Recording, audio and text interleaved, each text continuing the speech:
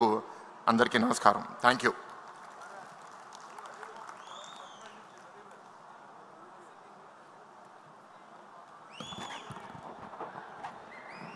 ఇక రెండవ రోజు మహానాడు చివరి తీర్మానాన్ని ప్రవేశపెట్టబోతున్నాం. సరిగ్గా సమయం ప్రకారమే 10 నిమిషాలు 15 నిమిషాలు అటు ఇటుగా కొనసాగుతూ ఉంది. ఎంతో ప్రాధాన్యమైనటువంటిది.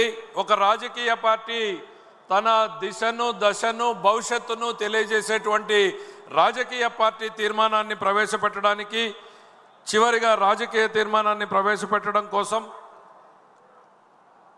3 టర్ములు పార్లమెంటు సభ్యుడిగా ఉంటూ తండ్రి బాటలో ప్రజల స్వరాన్ని వినిపిస్తున్నటువంటి వ్యక్తి, పార్లమెంటులో తెలుగులోను హిందీలోను అనర్గళంగా తన మనవాదనల్ని వినిపిస్తున్నటువంటి మిత్రుడు, మన సహచరుడు శ్రీ కింజరాపు రామ్మోహన్ నాయుడు గారిని రావాల్సిందిగా కోరుతున్నాను.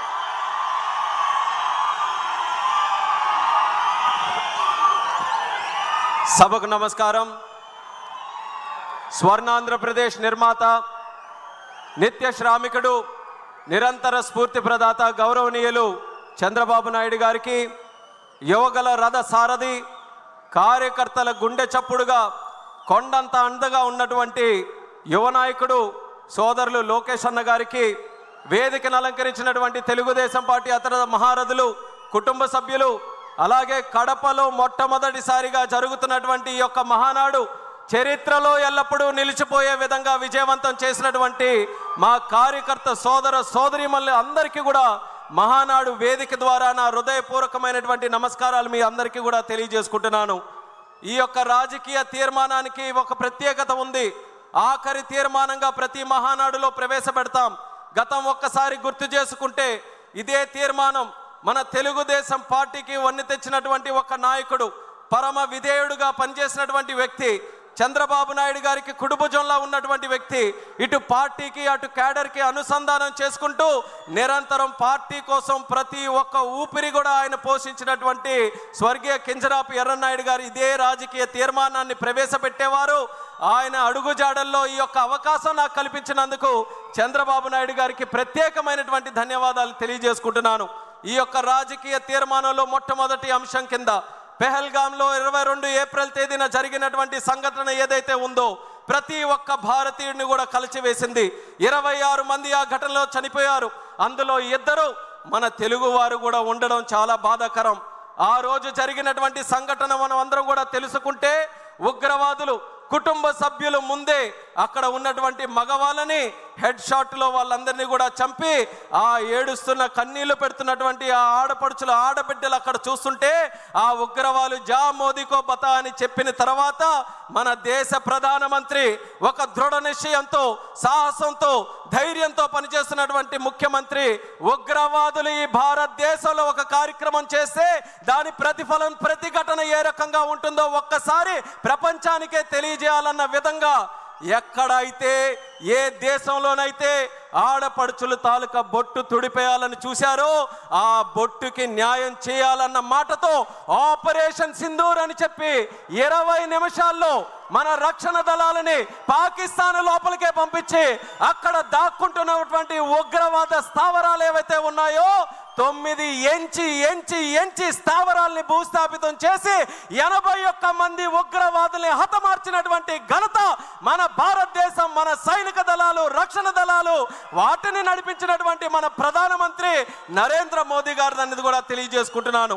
అందుకనే మన రాజకీయ తీర్మానంలో మన దేశ ప్రధానమంత్రి గారిని, మన రక్షణ దళాలని, వాళ్ళ వీరత్వాన్ని మనం అందరం కూడా ఈ వేదిక ద్వారా యావత్ తెలుగు జాతి తరపున హృదయపూర్వకమైనటువంటి ధన్యవాదాలు తెలియజేసుకుంటూ ఈరోజు మెసేజ్ ఉగ్రవాదులకి కానీ ఉగ్రవాదుల్ని సపోర్ట్ చేస్తున్నటువంటి రాష్ట్రాలకు కానీ వాళ్ళందరికీ కూడా క్లియర్ కట్గా పంపిస్తున్నాం.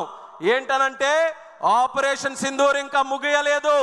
ఎప్పుడైనా సరే కండకావరంతో ఎవరైనా ఇలాంటి దాడులు చేసినా, ఇలాంటి కార్యక్రమాలకి పాల్పడినా, అవసరమైతే 10 బాంబులు ఎక్కువతోనైనా సరే రిప్లై భారతదేశం తరపున ఉంటుంది తప్ప వెనకడుగు వేసే పరిస్థితి లేదని భారతదేశం ఈరోజు ప్రపంచానికి ఒక మెసేజ్ ఇస్తుంది. శాంతిని ప్రేమించే దేశం ఈ భారతదేశం, శాంతిని ప్రమోట్ చేసే దేశం ఈ భారతదేశం. అటువంటి శాంతిని ఈ దేశానికి దూరం చేయాలని ఎవరైనా ప్రయత్నం చేస్తే అదే వాళ్ళకి ఆఖరి రోజు అవుతుందనేది కూడా ఈ సభాముఖంగా తెలియజేస్తున్నాం. దానితో పాటు తెలుగుదేశం పార్టీ తాలూకా సిద్ధాంతం అది. తెలుగుదేశం పార్టీ పుట్టినప్పటి నుంచి ఆవిర్భావం ఒక ప్రాంతీయ పార్టీగా అయినా సరే భావం మాత్రం జాతీయం. దేశభక్తితో ఎప్పుడు కూడా పనిచేశాం. రాష్ట్ర ప్రయోజనాల కోసం ఎప్పుడైనా చేసినా దాంట్లో దేశభక్తిని ఎప్పుడైనా చాటించుకొని దేశం కోసమే నిరంతరం కూడా మన కార్యక్రమాలు చేశాం. అటువంటిది కోఆపరేటివ్ ఫెడరలిజం, రాష్ట్రానికి దేశానికి ఉన్నటువంటి సత్సంబంధాలని తెలుగుదేశం పార్టీ ఎప్పుడు గౌరవిస్తూ ప్రమోట్ చేస్తూ ముందుకు నడిపించింది. అధికారంలో ఉన్న ప్రతిపక్షంలో ఉన్న చరిత్ర తీసుకుంటే తెలుగుదేశం పార్టీ మొదలైన నుంచి స్వర్గీయ విశ్వవిఖ్యాత నట సార్వభౌముడు ఎన్టీ రామారావు గారి దగ్గర నుంచి ఎన్నో కూటములు దేశ స్థాయిలో మనం ఏర్పాటు చేశాం. కేవలం ఒకే ఒక్క ఆలోచన, సామాజిక న్యాయం మనం నిరూపించాలి, అలాగే ప్రజాస్వామ్య విలువలు మనం కాపాడాలి, దేశ సమగ్రతని అలాగే ప్రజల తాలూకా భవిష్యత్తుని మంచిగా మనం ముందుకు నడిపించాలని అనేక కూటములు, వాటితో పాటు ఎంతోమంది ప్రధానమంత్రుల్ని మన తెలుగుదేశం పార్టీ తరఫున నిర్ణయించాం. అలాగే ఎంతోమంది రాష్ట్రపతుల్ని నిర్ణయించడానికి కీలకమైనటువంటి పాత్ర మన తెలుగుదేశం పార్టీ తరఫున ఇచ్చేసాం. ఒక్కసారి తెలుగుదేశం పార్టీ తాలూకా శక్తి అందరికీ కూడా ఒక్కసారి గుర్తు చేయాలనంటే, ఒక ప్రాంతీయ పార్టీలో ఉన్నటువంటి నాయకుడిని ప్రధానమంత్రి చేయాలన్నా, ఒక ముస్లిం మైనారిటీకి చెందినటువంటి వ్యక్తిని రాష్ట్రపతి చేయాలన్నా, ఒక దళితుడుగా ఈ రాష్ట్రంలో పుట్టినటువంటి వ్యక్తిని సభాపతిగా పార్లమెంటులో స్పీకర్గా నిలబెట్టాలన్నా ఆ ఘనత మన తెలుగుదేశం పార్టీకే దక్కిందని ఈ సభాముఖంగా తెలియజేస్తున్నాను. వాటితో పాటు ఈరోజు మనకున్నటువంటి పరిస్థితులు ఏదైతే 43 సంవత్సరాలుగా కేంద్రం రాష్ట్రం అనుసంధానంతో ముందుకు నడిపించాలని ఒక ఆలోచనతో, ఒక మంచి బ్రోత్కర ఆలోచనతో ముందుకు నడిచామో ఆ ఆలోచన మరింత బలోపేతం చేసుకున్నాం. తెలుగుదేశం, బీజేపీ, జనసేన కలిసికట్టుగా రాజకీయాలకు అతీతంగా అందరి తాలూకా ఆలోచన ఒక్కటే, రాష్ట్ర ప్రయోజనాలు, దేశ సమగ్రత, వీటన్నిటిని కూడా ఒకే ఒక్క వేదిక మీదకి తీసుకొని వస్తూ ఎక్కడ ఎటువంటి అపోహలకి కానీ, ఎటువంటి ఇబ్బందులకి కానీ, ఎక్కడ ఎటువంటి సమస్యలకి కానీ తోవలేకుండా ముగ్గురు త్రినాయకత్వంలో ఒక పక్కన చంద్రబాబు నాయుడు గారు, పవన్ కళ్యాణ్ గారు, అలాగే ప్రధానమంత్రి నరేంద్ర మోదీ గారు అందరూ కూడా కలిసికట్టుగా ఈరోజు రాష్ట్రంలో ఎన్డీఏ పాలన, కేంద్రంలో ఎన్డీఏ పాలన ఎక్కడ ఆటంకాలు లేకుండా ముందుకు కొనసాగిస్తున్నాం. గతంలో 5 సంవత్సరాలు మనం చూసుకుంటే ఎన్నో సమస్యలు, అసలు అసాధ్యమైనటువంటి సమస్యలు, కానీ ఈరోజు కేంద్రం తాలూకా సహకారంతో ఎన్డీఏకు ఉన్నటువంటి ఆ యొక్క కోఆర్డినేషన్తో ఒక స్టీల్ ప్లాంట్ కావచ్చు, రైల్వే జోన్ కావచ్చు, పోలవరం ప్రాజెక్టు కావచ్చు, ఇలా ఏ కార్యక్రమాలు చూసుకున్న అమరావతి ప్రాజెక్టు కావచ్చు, అన్నిటినీ కూడా సంవత్సరంలోపే సాధ్యం చేసి చూపించామనంటే ఈ ఎన్డీఏ ప్రభుత్వం రాష్ట్రంలో కేంద్రంలో ఎంత పటిష్టంగా పనిచేస్తుందో ఒక్కసారి ప్రతి ఒక్కరం కూడా గమనించాలి. తెలుగుదేశం పార్టీ తాలూకా చరిత్ర తెలుగు వారి ఆత్మగౌరవం కోసం పుట్టినటువంటి పార్టీ, పేదల కోసం, బడుగు బలహీన వర్గాల కోసం, కార్మిక కర్షకుల కోసం, మహిళల కోసం, అలాగే వెనుకబడిన వర్గాలు, ఈ తెలుగు జాతి తాలూకా అభ్యున్నత కోసం తెలుగుదేశం పార్టీ కృషి చేసింది. అన్న నందమూరి తారక రామారావు గారు పార్టీ పెట్టినప్పుడు ఒక కొత్త నూతన వరవడికి మనం నాంది పలకాలని ఆ రోజు మొట్టమొదటిసారిగా యువకులని రాజకీయాల్లోకి ఎంకరేజ్ చేశారు, చదువుకున్న వ్యక్తులకి ఎంకరేజ్ చేశారు. పాజిటివ్ పాలిటిక్స్ ఎప్పుడు కూడా మనం చేయాలని ఆ రోజు నందమూరి తారక రామారావు గారు నాంది పలికి తెలుగుదేశం పార్టీకి కొన్ని మూల సిద్ధాంతాలతో ముందుకు నడిపించారు.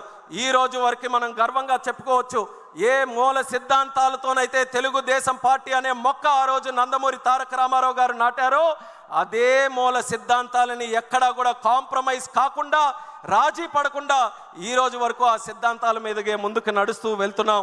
అలాగే విశ్వసనీయతని, నిబద్ధతని పార్టీలో మనం కాపాడుకుంటూ ముందుకు వెళ్తున్నాం.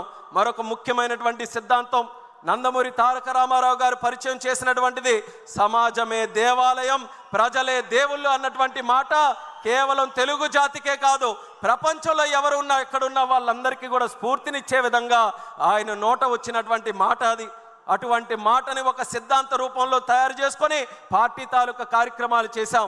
అదే ఎన్టీఆర్ గారికి ఆ రోజుల్లో ఒక పత్రికారుడు ఆ రోజు ఒక ప్రశ్న అడిగి, కొత్త పార్టీ పెడుతున్నారు, మీ తాలూకా సిద్ధాంతం ఏంటండి, క్యాపిటలిజమా లేకపోతే సోషలిజమా, లేకపోతే కమ్యూనిజమా, లేకపోతే ఇంకా ఏ ఇజం అండి అనేది ఆ రోజు ప్రశ్నిస్తే ఆ ఇజంలు ఏవి కాదు, ఈరోజు తెలుగుదేశం పార్టీ పెడుతున్నానంటే అది హ్యూమనిజంతో నేను పెడుతున్నాను, మానవత్వంతో పెడుతున్నాను, మానవత్వాన్ని కాపాడడానికి, మానవత్వంతో మనుషులకి సేవ చేయడానికి పెడుతున్నానని అద్భుతమైన రీతిలో హ్యూమనిజాన్ని రాజకీయాలకి పరిచయం చేసి దాన్ని ఒక ఎజెండాగా తయారు చేసి ఒక రాజకీయ పార్టీకి ఆ రోజు ముందుకు నడిపించాడనంటే ఎంత గొప్ప శక్తిో మనది ఒక్కసారి మీరందరూ కూడా గమనించాలి. అలాగే తెలుగుదేశం పార్టీలో కేవలం మన రాష్ట్ర రాజకీయాల్లో కాదు, ప్రపంచంలో ఏం జరుగుతుంది, ప్రపంచంలో ఏ విధి విధానాలతో ప్రజలు, రాష్ట్రాలు, దేశాలు, గవర్నమెంట్స్ ముందుకెళ్తున్నాయి, ప్రతి ఒక్కటి కూడా చదువుకొని ఇన్నోవేటివ్ మెథడ్స్తో పార్టీని ముందుకు నడిపించడంలో, అలాగే రాష్ట్రాన్ని ముందుకు నడిపించడంలో ఎప్పటికప్పుడు అవన్నీ కూడా స్టడీ చేసుకుంటూ క్రెడిబుల్ లీడర్షిప్ని మనం ఎస్టాబ్లిష్ చేసుకుంటూ తెలుగుదేశం పార్టీని ఇన్నోవేటివ్గా ముందుకు నడిపించడంలో ఎక్కడా వెనకడుగు వేయకుండా మనం అందరం పనిచేస్తున్నాం. ఆత్మ గౌరవం కోసం మన నందమూరి తారక రామారావు గారు ఆ రోజు నాంది పలికితే అది ఆత్మ విశ్వాసంతో చంద్రబాబు నాయుడు గారు మరింత ముందుకు తీసుకొని వచ్చే ప్రయత్నం చేశారు. ఆ రోజుల్లో 1982లో మన పార్టీ పెట్టినప్పుడు తాలూకా ఆంధ్రప్రదేశ్ పరిస్థితి తీసుకుంటే ఆ రోజుల్లో డిగ్నిటీ ఆఫ్ లైఫ్ తెలుగు వాళ్ళకి ఎక్కడా లేదు. ఏ ఒక్కరు చూసినా మద్రాసీలు అనేటటువంటి పరిస్థితుల్లో తెలుగు వాళ్ళు అనే వాళ్ళు ఒకరు ఉన్నారు, వాళ్ళకంటూ ఒక పౌరుషం ఉందని మన డిగ్నిటీ కోసం, మన అందరి తాలూకా ఒక గుర్తింపు కోసం ఆ రోజు నందమూరి తారక రామారావు గారు పార్టీ పెడితే ఈరోజు దాన్ని మరింత 40 సంవత్సరాలు అడుగడుగునా ముందుకు నడిపిస్తూ చంద్రబాబు నాయుడు గారు ఆత్మవిశ్వాసంతో ఈరోజు కేవలం డిగ్నిటీ ఆఫ్ లైఫే కాదు, ప్రపంచంలో జయించేటటువంటి వ్యక్తి తెలుగువాడై ఉండాలి. ఏ పెద్ద కంపెనీలైనా, ఎక్కడ పెద్ద ఉన్నతమైనటువంటి స్థానంలో ఉన్న కంపెనీలైనా వాటన్నిటికీ కూడా రథసారథిగా తెలుగు వాళ్ళు ఉండాలి, గ్లోబల్ లీడర్షిప్తో తెలుగు జాతి ముందుకు రావాలని ఈరోజు మనం అందరం కూడా ముందుకు నడుస్తున్నాం. వాటితో పాటు సంస్కరణలు కానీ, లేకపోతే అభివృద్ధి కానీ, సంక్షేమం కానీ ఇవన్నీ కూడా తెలుగుదేశం పార్టీతో మొదలైనవే. తెలుగుదేశం పార్టీ చేసినటువంటి కార్యక్రమాలు ఈ రాష్ట్రంలోనే కాదు, దేశంలో ఉన్న అనేక రాజకీయ పార్టీలు, అనేక రాష్ట్రాలు, ఆఖరికి దేశం కూడా ఆదర్శంగా తీసుకొని మన కార్యక్రమాలు వాళ్ళందరూ కూడా ముందుకు నడిపించారు. చంద్రబాబు నాయుడు గారు ఉన్నప్పుడు పెన్షన్లు కానీ, హౌసింగ్ కానీ, కిలో బియ్యం 2 రూపాయలకి, అలాగే జనతా వస్త్రం కానీ, ఐటీడీఏలు కానీ, లేకపోతే విద్యా వైద్య వ్యవస్థలో మార్పులు, గ్రామానికి రోడ్లు వేయించాలి, కరెంటు లైట్లు కల్పించాలి, అలాగే మహిళల తాలూకా హక్కులు, వెనుకబడిన వర్గాల తాలూకా రిజర్వేషన్లు, ఇలా ఎన్నో సంస్కరణలు చూసుకుంటే మొట్టమొదటిసారిగా ఈ దేశంలో ప్రవేశపెట్టింది మన తెలుగుదేశం పార్టీ అనేది కూడా మనం తెలియజేసుకోవచ్చు. తర్వాత చంద్రబాబు నాయుడు గారి తాలూకా నాయకత్వంలో ప్రజల వద్దకు పాలన, జన్మభూమి, పనికి ఆహార పథకం, డ్వాక్రా సంఘాలు, ఐటీ రెవల్యూషన్తో సైబరాబాద్ లాంటి నగరాలు, జీనోమ్ వ్యాలీ, కోవిడ్ సమయంలో వ్యాక్సిన్ ఎక్కడ తయారవుతుందో ఎవరికి తెలియని సందర్భంలో హైదరాబాద్లో ఈ మహానాయకుడు పెట్టినటువంటి జీనోమ్ వ్యాలీ కొన్ని కోట్లాది మంది ప్రజలకి కోవిడ్ నుంచి కాపాడిందనంటే అది ఒక వ్యక్తికి ఉండాల్సినటువంటి దూరదృష్టి. అలాగే హైవేస్, టెలికాం, లేకపోతే పవర్ రిఫార్మ్స్, వీటన్నిటికీ కూడా కేంద్ర స్థాయిలో ఆ రోజు ఆ రిఫార్మ్స్కి నాంది పలకడానికి చంద్రన్న తాలూకా హస్తం ఉండడానికి ఎక్కడ డౌట్ లేకుండా మనం చెప్పుకోవచ్చు. ఎయిర్పోర్టులు ఈరోజు 160 ఎయిర్పోర్ట్లు ఉన్నాయి. రేపు మే 31వ తేదీన ప్రధానమంత్రి గారి ఆధ్వర్యంలో మధ్యప్రదేశ్లో మరో 2 ఎయిర్పోర్ట్లు ఆ రోజే ప్రారంభోత్సవం చేసుకుంటున్నాం. 162 ఎయిర్పోర్ట్లు అవ్వబోతున్నాయి. ఈ దేశంలో 162 ఎయిర్పోర్ట్లు ఒకనప్పుడు ఈ పరిస్థితి ఉండేది కాదు. కానీ మొట్టమొదటిగా దేశంలో ఎయిర్పోర్ట్లు కూడా మనం నిర్మించాలి, పీపీపీ మోడల్లో ఒక పాలసీ తీసుకొని వచ్చి ఎయిర్పోర్ట్లు నడిపించాలన్నటువంటి మహానాయకుడు మన నారా చంద్రబాబు నాయుడు గారు అనేది గర్వంగా ఈ సందర్భంగా తెలియజేస్తున్నాను. ఇలాంటి ఎన్నో పథకాలకి, ఎన్నో రిఫార్మ్స్కి, ఎన్నో సంక్షేమ కార్యక్రమాలకి తెలుగుదేశం పార్టీ నాంది పలికింది. అది ఇంతటితో ఆగిపోలేదు. మన అమరావతి మీ అందరికీ కూడా దాని తాలూకా కథ అంతా కూడా తెలుసు. అమరావతి మాట్లాడితే ఎక్కువగా మనం మాట్లాడుతున్నాం 32,000 ఎకరాలు ఇచ్చారని, లేకపోతే రైతులు దానికోసం త్యాగం చేశారని, విశ్వవిఖ్యాతిగా ఉన్నటువంటి ఒక ప్రపంచ ప్రసిద్ధిగాంచినటువంటి అమరావతి కడతామని. కానీ అందులో మనం ముఖ్యంగా గుర్తుంచుకోవాల్సినటువంటి ఒక విషయం ల్యాండ్ పూలింగ్ అనే కాన్సెప్టు ప్రపంచంలో ఎక్కడా కూడా లేదు. మొట్టమొదటిసారి ఒకడు వ్యక్తి మనకి భూమి త్యాగం చేస్తున్నాడనంటే పూర్తిగా నష్టపోకుండా తిరిగి ఆ వ్యక్తి కూడా ఏదో లాభం పొందే విధంగా ఉండాలని ప్రపంచానికే ఆదర్శంగా ల్యాండ్ పూలింగ్ విధానాన్ని పరిచయం చేసినటువంటి నాయకుడు మన నారా చంద్రబాబు నాయుడు గారని తెలియజేస్తున్నాను. రివర్ లింకేజ్, నదుల అనుసంధానం ప్రాజెక్టు ఆయన రాజకీయాలు మొదలుపెట్టినప్పటి నుంచి ఆయన మైండ్లో ఉన్నటువంటి ప్రాజెక్టు. వాజ్పేయి గారితో ఎన్డీఏ ప్రభుత్వంలో ఉంటే ఎన్నో సందర్భాల్లో ఆయనతో చర్చించి నదుల అనుసంధానం, అక్కడ గంగా నది నుంచి మన కన్యాకుమారి వరకు ఉన్నటువంటి నదులన్నీ కూడా అనుసంధానం చేయాలని ఎన్నో సందర్భాల్లో కేంద్రానికి ఆ నివేదిక తీసుకొని వెళ్ళారు. అది క్రమేపీ కాలం మారుతున్న కొద్దీ మరుగున పడిపోతుంటే రివర్ లింకేజ్ ప్రాజెక్టులు మళ్ళీ మొన్న చంద్రబాబు నాయుడు గారు మోదీ గారి తాలూకా ఆధ్వర్యంలో తీసుకొని వచ్చి మళ్ళీ అది పరుగులు పెట్టించే విధంగా రివర్ లింకేజ్ ప్రాజెక్టు కూడా ఈరోజు ఊపిరిపోసినటువంటి నాదుడు మన చంద్రబాబు నాయుడు గారని తెలియజేస్తున్నాను. పాపులేషన్ మేనేజ్మెంట్ ఏ ప్రభుత్వానికైనా ఏ రాష్ట్రానికైనా గతంలో ఉండేది. జనాభా అంటే అది ఒక పెద్ద భారమని, అంత జనాభా చూసుకోవాలంటే ఎలాగని, కానీ ఆ ఆలోచన విధానంలో మార్పు తెచ్చాడు చంద్రన్న. జనాభా అంటే కేవలం భారం కాదు, అది ఒక యాసెట్ లాగా. మనకు డబ్బు ఎంత ఉంటే ఎంత బలంగా ఉంటామనుకుంటామో, ఎంత జనాభా ఉంటే అంత బలం ఈ రాష్ట్రంకి జాతికి ఉంటుందనే ఆలోచనతో పాపులేషన్ మేనేజ్మెంట్ విధానానికి కూడా ఈరోజు మరొకసారి శ్రీకారం చుడుతున్నారు.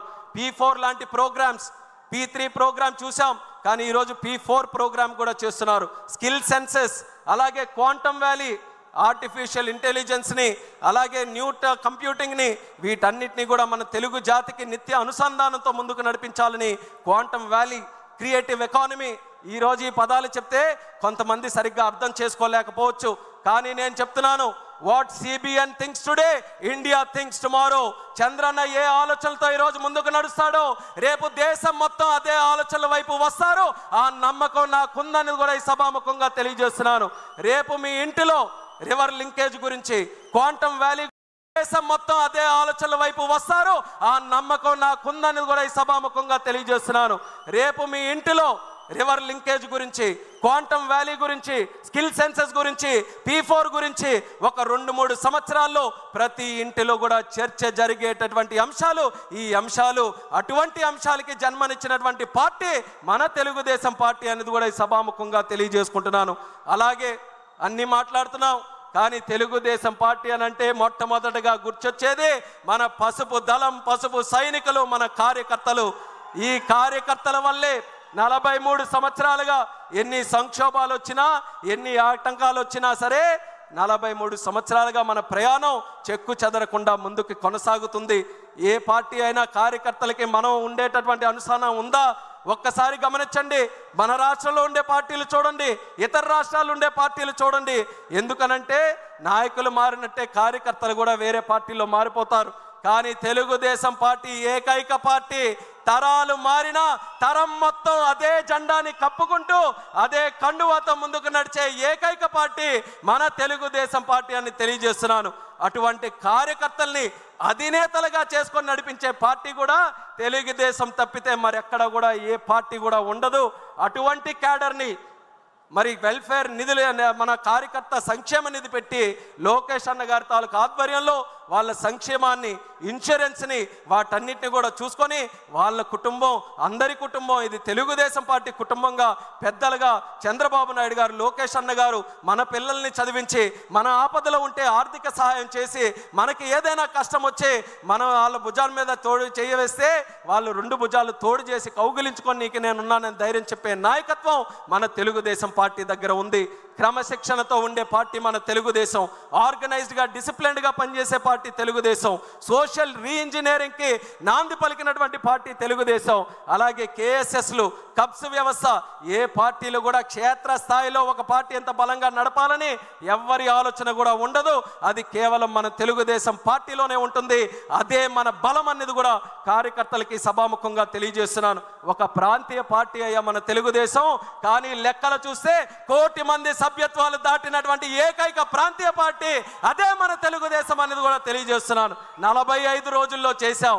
ఎందుకనంటే టెక్నాలజీని కూడా మన లోకేష్ అన్న గారు ఈ యొక్క కార్యక్రమానికి తీసుకొని వచ్చి 45 రోజుల్లో ఎక్కడ ఇబ్బంది లేకుండా సరికొత్త విధానంతో చేసి ఈరోజు దేశంలో ఉన్నటువంటి అన్ని రాజకీయ పార్టీలు కూడా శభాష్ లోకేష్ అనే విధంగా పార్టీ మెంబర్షిప్ను కూడా ఈరోజు నడిపించారనేది ఈ సందర్భంగా తెలియజేస్తున్నాను. అలాగే సంక్షోభాలు, తెలుగుదేశం పార్టీ కొత్త ఏమీ కాదు. ఎన్నో సంక్షోభాలు దేశంలో వచ్చాయి. రాజకీయ సంక్షోభాలు వచ్చాయి, ప్రకృతి విపత్తులు వచ్చాయి, రాష్ట్ర సంక్షోభాలు వచ్చాయి. తెలుగుదేశం పార్టీ ఎదుర్కొన్న సంక్షోభాలు ఏ పార్టీ కూడా అన్ని సంక్షోభాలు ఎదుర్కోలేదు. అయినా సరే ఎలాంటి సంక్షోభాలు వచ్చినా ఆ సంక్షోభాలని ఎదురొట్టి మళ్ళీ విజయవంతంగా అడుగులు వేసుకుంటూ ముందుకు నడిచిన ఏకైక పార్టీ కూడా మన తెలుగుదేశం పార్టీ. ప్రకృతి విపత్తులు ఒక్కసారి గుర్తు చేసుకుందాం. ఒరిస్సాలో 99లో సైక్లోన్ వచ్చింది, చంద్రన్న హాజరై అక్కడ వాళ్ళందరికీ కూడా సపోర్ట్ చేశారు. అలాగే ఉత్తరాఖండ్లో ఫ్లడ్స్ వచ్చి తెలుగు వాళ్ళు చిక్కుకున్నారు, మనం అధికారంలో లేము, స్పెషల్ ఫ్లైట్ వేయించి అక్కడ చిక్కుకున్నటువంటి తెలుగు ప్రజల్ని తిరిగి సురక్షితంగా వాళ్ళ ఇంటికి తీసుకొని వచ్చాడు. యుక్రెయిన్లో వార్ జరిగింది, తెలుగు వాళ్ళందరూ కూడా డాక్టర్లు చదువుకోవాలని చాలామంది యువకులు అక్కడ ఉండిపోతే వాళ్ళందరితో నేరుగా మాట్లాడి కేంద్ర ప్రభుత్వంతో సంప్రదింపులు చేసి క్షేమంగా తిరిగి రావడానికి చంద్రన్న ఆధ్వర్యంలో తెలుగుదేశం పార్టీ పనిచేసింది. ఇక హుదూద్ అంటారా, కోవిడ్ అంటారా, లేకపోతే మొన్న బుడుమూరులో వచ్చిన విజయవాడ వరదలు అంటారా, ఎలాంటి సంఘటనలు మన ప్రజలకి ఆపత్తుగా వచ్చినా సరే వాళ్ళ ఒక్క పిలుపుతో మొట్టమొదటి అడుగు వేస్తూ ప్రజలతో స్పందిస్తూ ముందుకు నడిచినటువంటి పార్టీ మన తెలుగుదేశం పార్టీ. అలాగే రాజకీయ సంక్షోభాలు 1985లో ఎన్టీఆర్ గారిని దెబ్బ కొట్టాలని, అలాగే 2004లో మనం ఓడిపోయిన తర్వాత అప్పుడు దెబ్బ కొట్టాలని, 2009లో డీలిమిటేషన్ అయితే అప్పుడు దెబ్బ కొట్టాలని, 2014లో బైఫర్కేషన్ జరిగితే అప్పుడు దెబ్బ కొట్టాలని, ఈరోజు రాజకీయంగా కూడా ఎన్నో సంక్షోభాలు తెలుగుదేశం పార్టీ ముందు గోడల్లాగా కట్టినా గోడల్ని సైతం కూల్చుకుంటూ ముందుకు వెళ్ళినటువంటి సైన్యం బలగం మన తెలుగుదేశం పార్టీ దగ్గర ఉందని కూడా తెలియజేస్తున్నాను. అలా ఏ సంక్షోభాలైనా సరే ఆ సంక్షోభాల నుంచి అవకాశాలు ఎలా వస్తాయి, క్రైసిస్ నుంచి ఆపర్చునిటీ ఎలా వస్తుంది అనేది చంద్రబాబు నాయుడు గారి నాయకత్వంలో మన అందరం కూడా ముందుకు నడిచాం. అయితే ఈ అన్ని సంక్షోభాలు ఒక ఎత్తు, కానీ 2019లో వచ్చినటువంటి సంక్షోభం మరొక ఎత్తు అనేది కూడా గుర్తు చేసుకోవాలి. 23 మంది ఎమ్మెల్యేలు, 3 ఎంపీలు, ఆ స్థాయిలో ఓటమి మనం ఎప్పుడు కూడా పాలవ్వలేదు. అయినా చాలామంది రాసేశారు ఇంకా తెలుగుదేశం పార్టీ పని అయిపోయిందని. అటువంటిది ఆ తెలుగుదేశం పార్టీలో 5 సంవత్సరాలు చిత్రహింసలు పెట్టినా, జైలు చుట్టూ తిప్పించినా, కోర్టుల చుట్టూ కేసులు పెట్టించినా, ఆర్థికంగా ఇబ్బంది పెట్టినా, మానసికంగా వేధించినా వీరత్వంతో పోరాడినటువంటి వ్యక్తిత్వం మన తెలుగుదేశం పార్టీకే సొంతం అనేది కూడా ఈ సందర్భంగా తెలియజేస్తున్నాను. గత 5 సంవత్సరాల పరిపాలన ఎలా జరిగిందో ఒక్కసారి గుర్తు చేసుకుందాం. ఆ రోజు ప్రజా వేదిక కోల్చడంతో మొదలైనటువంటిది. అలాగే 3 రాజధానులని మాయ చేసి అందరికీ ముంచేశాడు. అలాగే ప్రశ్నిస్తే ప్రాణాల మీదకి తెచ్చుకునే పరిస్థితి ఆ రోజు ఏర్పాటు చేశాడు. చెట్లు కూడా నరికేశాడు. బాదుడితో ధరలు పూర్తిగా పెంచేశాడు. అలాగే దళితులు తాలూకా డెడ్ బాడీలు డోర్ డెలివరీ చేసేటటువంటి నీచాతి పరిస్థితి మన రాష్ట్రంలో తీసుకొని వచ్చాడు. బూతులతో అసెంబ్లీని భ్రష్టు పట్టించాడు. ఇక దోపిడీ విషయానికి వస్తే కేంద్ర నిధుల్లో దోపిడీ, గిరిజన నిధుల్లో దోపిడీ, ల్యాండ్లో దోపిడీ, శాండ్లో దోపిడీ, మైనింగ్లో దోపిడీ. ఎంత నీచ నికృష్ట ప్రభుత్వం కాకపోతే కల్తీ లిక్కర్ తయారు చేసి పేదవాళ్ళతో తాగించి వేల కుటుంబాలని పెద్ద దిక్కు లేకుండా చేసి వేల కోట్ల రూపాయలు దోచుకొని మళ్ళీ తిరిగి అదే లిక్కర్ మీద ఆ రోజు అప్పు కూడా సంపాదించుకోవాలన్నటువంటి అత్యంత దుర్మార్గుడు గతంలో ఉన్నటువంటి ముఖ్యమంత్రి అనేది కూడా ఈ సభాముఖంగా గుర్తు చేస్తున్నాను. అయినా సరే అన్ని అరాచకాలకు పాల్పడి అన్ని కార్యక్రమాలు చేసినా ఆయనకి అహం తగ్గలేదు, ఆయనకి కక్ష తీరలేదు. అందుకనే జరగరానిది కూడా చేశాడు. ఎవ్వరు ఊహించలేనిది నిప్పు మీద చెయ్యవేశాడు. చంద్రబాబు నాయుడు గారి తాలూకా నాయకత్వాన్ని ప్రశ్నించే విధంగా అక్రమ కేసు పెట్టి 56 రోజులు జైల్లో పెట్టించాడు. అది ఆయన చేసినటువంటి అతి పెద్ద తప్పు. చంద్రబాబు నాయుడు గారిని రాజకీయంగా నువ్వు అరెస్ట్ చేశావు, ఏదో తెలుగుదేశం పార్టీ వాళ్ళే కదులుతారనుకొని నువ్వు అరెస్ట్ చేశావు. కానీ చంద్రన్న మీద చెయ్యవేసిన తర్వాత 70 దేశాలలో లక్షల మంది కార్యకర్తలు తెలుగు జాతి అంతా కూడా కదలవచ్చి ఆయన తెలుగుదేశం నాయకుడు కాదు, తెలుగు జాతికి నాయకుడని దేశానికి ప్రపంచానికే నిరూపించింది మన తెలుగు జాతి అనేది కూడా ఈ సభాముఖంగా తెలియజేసుకుంటున్నాను. ఆ దెబ్బతో మట్టి కరిచి మీ అందరి తాలూకా సహకారం, మీ అందరి పోరాటంతో 2024 ఎన్నికల్లో ఊహకు అందని విధంగా 94% స్ట్రైక్ రేటుతో ఒకే ఒక్క ప్రభుత్వం ఈ దేశంలో గెలిచింది. అది మన కూటమి ప్రభుత్వం. దానికి కార్యకర్తలకి, పైనున్నటువంటి నాయకులకి అందరికీ కూడా ఎన్నో కేసులు పెట్టుకొని కుటుంబాలను పోగొట్టుకొని ఎన్నో త్యాగాలు చేసినటువంటి ప్రతి ఒక్కరికి కూడా ఈ మహానాడు వేదిక ద్వారా అందరికీ పాదాభివందనం తెలుగుదేశం పార్టీ కుటుంబ సభ్యులందరికీ కూడా తెలియజేసుకుంటున్నాం. అయితే మనం అనుకున్నటువంటి లక్ష్యం సాధించాం, ప్రభుత్వం ఏర్పాటు చేశాం. కానీ ఇంతటితో ఆగిపోయే ప్రయాణం కాదు తెలుగుదేశం పార్టీది. 43 సంవత్సరాల చరిత్ర అంటున్నాం, అంతటితో సాటిస్ఫై అవ్వలేదు. 40 సంవత్సరాల మరొక చరిత్రకు మనం నాంది పలకాలి. అది మన యువ నాయకుడు నారా లోకేష్ అన్న గారి తాలూకా ఆలోచన. ఆయన ఆధ్వర్యంలో 6 శాసనాలు ఈ మహానాడు ద్వారా మనకు పరిచయం చేశారు. యువశక్తికి మళ్ళీ పిలుపునిస్తున్నా. ఆ రోజు యువశక్తి అంతా భయంతో జగన్ పరిపాలనలో ఉంటే ఆ రోజు ఎవరు కూడా మాట్లాడడానికి ఎవరు కూడా ముందుకు రాని సమయంలో ఒక యువకుడు బాధ్యత తీసుకున్నాడు. రాష్ట్రం కోసం, మన జాతి కోసం, మన యువత కోసం వాళ్ళ గలం ముందుకు రాపోయినా ముందు నా గలాన్ని తోడు చేస్తానని యువగలంతో అడుగులు వేసుకుంటూ కర్రలు పెట్టినా, గోడలు నిర్మించినా, కుర్చీలు నాగినా, వేదికలు కూర్చినా మడం తిప్పనటువంటి పౌరుషంతో యువగలం 3000 కిలోమీటర్లు దేశ రాజకీయ చరిత్రలో ఆ వయసులో యువ నాయకుడుగా ఏ ఒక్కరు కూడా చేయనటువంటి పాదయాత్ర మన లోకేష్ అన్న గారు చేసి యువతలో సరికొత్త స్ఫూర్తి నింపాడు. కొత్తగా యువకులకు అందరికీ కూడా రాజకీయాల్లో రావడానికి ఆసక్తి చూశారు.